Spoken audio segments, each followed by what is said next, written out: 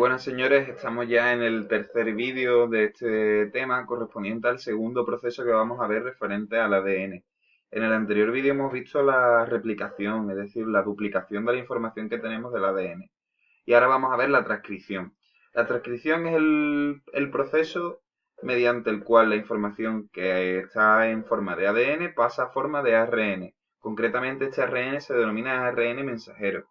Y volvemos en común con el proceso de replicación. Aquí intervienen una serie de enzimas que van añadiendo los nucleótidos complementarios de la misma manera que con la replicación. ¿Cuál es la diferencia? Que en este caso no vamos a tener dos hebras de ARN mensajero, solo vamos a tener una, porque yo solo necesito la información que hay en una de las dos hebras de ADN. Entonces vamos a utilizar una cadena de ADN que se denominará cadena codificadora o cadena molde, y otra cadena de ARN, que será el ARN mensajero que será formando. Importante lo que tenemos que tener en cuenta aquí, bueno, la enzima que interviene en este proceso, en lugar de ser una ADN polimerasa, es una ARN polimerasa, y cada vez que tengamos una timina, pues vamos a poner una adenina, pero cada vez que tengamos, en este caso es aquí, perdón, cada vez que tengamos una citosina en el ARN tendremos una guanina tendremos una citosina, pero cuando tengamos una adenina no vamos a poner una timina, vamos a poner un uracilo, porque estamos transformando la información que tenemos en ADN a ARN. Entonces, una de las características que tenía como diferencia entre ARN y ADN era la existencia de uracilo en lugar de timina. Y cuando tengamos timina, pues ponemos una adenina, sencillamente. Entonces iremos formando la cadena de ARN complementaria con una de las cadenas del ADN, que será la cadena molde. ¿De acuerdo? Esta información que está aquí en forma de ARN será después traducida a proteínas.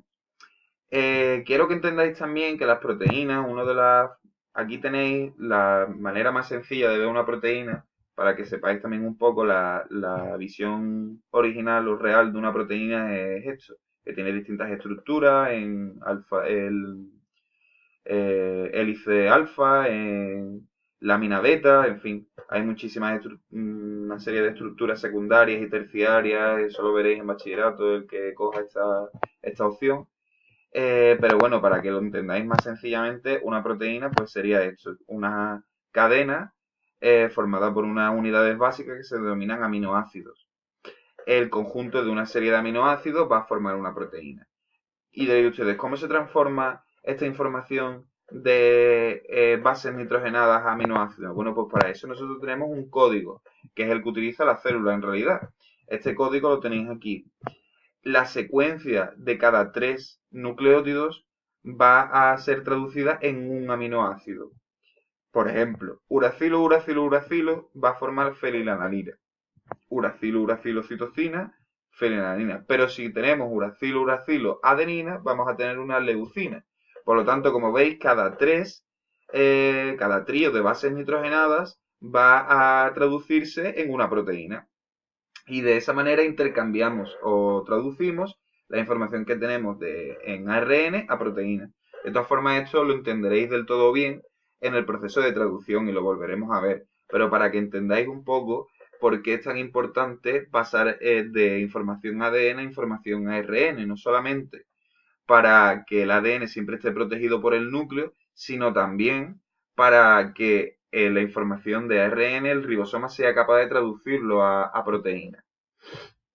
Este código es universal, cada tres bases se denominan codones o tripletes, y bueno, es lo que produce pues que toda la vida se ciña al mismo idioma genético, que es esto. Cualquier organismo va a tener esta secuencia de información en estas mismas letras, en esta misma base nitrogenada, y va a dar lugar a las mismas proteínas. Yo cojo el ARN y un ribosoma de una persona y cojo el ARN y un ribosoma de una bacteria, y si tengo uracilo, uracilo, uracilo, en los dos organismos esto va a dar fenilalanina. Por lo tanto, nos hace también pensar o darnos cuenta de las similitudes que tenemos todos los organismos vivos de la Tierra, ¿no? Para terminar de explicar bien este proceso y un poco un compendio de todo lo que hemos visto hasta ahora, vamos a ver este vídeo juntos. Eh, lo primero que tenemos aquí, como veis, es la estructura del ADN, una doble hélice. Lo verde que tenéis ahí sería el esqueleto de, de azúcares y fosfatos. Recuerdo que si era ADN era desoxirribosa más un fosfato, y si era ARN sería ribosa más un más fosfato, y este sería pues el esqueleto, ¿no? Doble hélice en sentido de estrógeno, que en fin. Aquí tenéis, esto sería la ARN polimerasa, es decir, es la enzima que va a ir creando la cadena complementaria de ARN. Por lo tanto, lo primero que tenemos que hacer sería abrir las dos hebras de ADN mediante otra enzima diferente, y una vez que se va abriendo, la ARN polimerasa va bajando por la cadena complementaria, o sea, por la cadena molde, perdón, y va creando la cadena o la molécula de ARN mensajero, gracias a las bases complementarias que va añadiendo. Si esto es una adenina, pues aquí había que tener una timina. Si esto es un uracilo, aquí había que ver una adenina. Y así continuamente.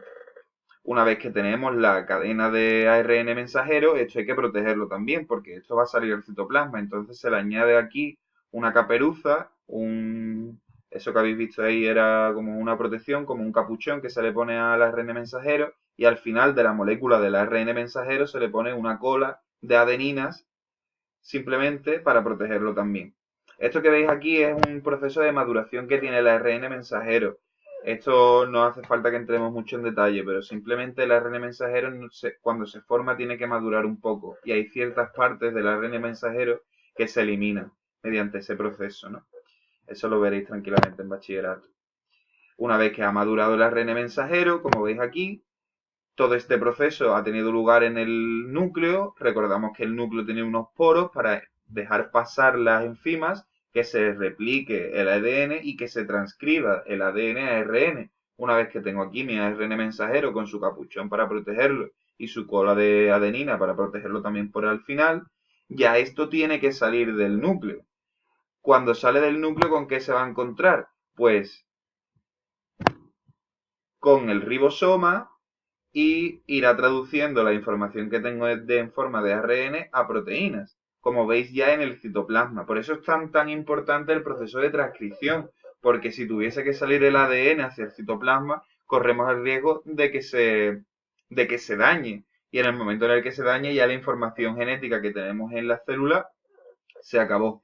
Pero si se daña el ARN mensajero, lo único que vamos a originar es una proteína pues mal formada o mal estructurada, o una función concreta de la célula que en ese momento concreto pues no está funcionando bien. Pero en el momento en el que se vuelva a producir este proceso, teóricamente debería de ser factible, de estar bien, ya que la información original la tenemos aquí bien protegida, bien guardadita. ¿De acuerdo? Bueno, más o menos este es sería el proceso completo de la transcripción del ADN. Eh, os- Como siempre os digo, todas las dudas que tengáis las veremos en clase.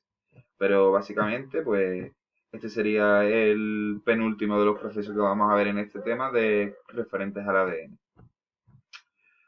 Un saludo.